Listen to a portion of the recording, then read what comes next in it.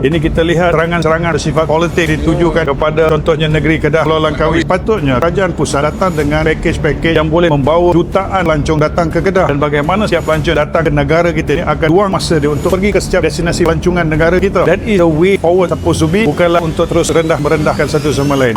Kita kena mula melihat dari sudut sektor contoh yang lain, seperti contoh manufacturing sector. Bagaimana kita harus membangunkan domestic economy kita ini, direct domestic investment. Yang mana kita lihat hari ini kerajaan begitu fokus pada foreign direct investment, tetapi jangan lupa tulang belakang ekonomi kita adalah domestic direct investment ini yang perlu diberi perhatian. Di sinilah sebenarnya pemerkasaan bagaimana sektor-sektor yang ada di dalam negara kita ini, sektor manufacturing ini dapat ditingkatkan produktiviti mereka, dan mereka ini dapat diperkasakan, maka mereka akan mewujudkan peluang pekerjaan lebih baik dan ekonomi akan bertumbuh dengan lebih baik. Kalau agriculture sector, kita ada tanah yang luas, tanah yang subur, kita boleh bangunkan sektor pertanian ini ke pendekatan yang lebih strategik. Mungkin orang selalu cakap pasal teknologi, tetapi yang paling penting ialah kesungguhan di peringkat implementation. Saya mencadangkan agar kita buat total overhaul kepada struktur-struktur yang ada hari ini, kerana ada agensi dan jabatannya overlap. Kadang-kadang banyak grey area yang tidak ditangani dengan baik kerana agensi ini tidak jelas peranannya. Jadi telah tiba masanya penstrukturan semula. Inilah restructuring yang perlu dilakukan agar sektor ekonomi kita khususnya pertanian ini dapat dimajukan dan dapat menghasilkan pendapatan yang lebih tinggi buat negara dan rakyat. Kita juga kena lihat tourism industri kita perlu dibangunkan. Ini kita lihat serangan-serangan bersifat politik ditujukan kepada contohnya negeri Kedah, Pulau Langkawi. Sepatutnya kerajaan pusat datang dengan pakej-pakej yang boleh membawa jutaan pelancong datang ke Kedah, dan bagaimana setiap pelancong datang ke negara kita ini akan buang masa dia untuk pergi ke setiap destinasi pelancongan negara kita. That is the way forward supposed to be, bukanlah untuk terus merendahkan satu sama lain.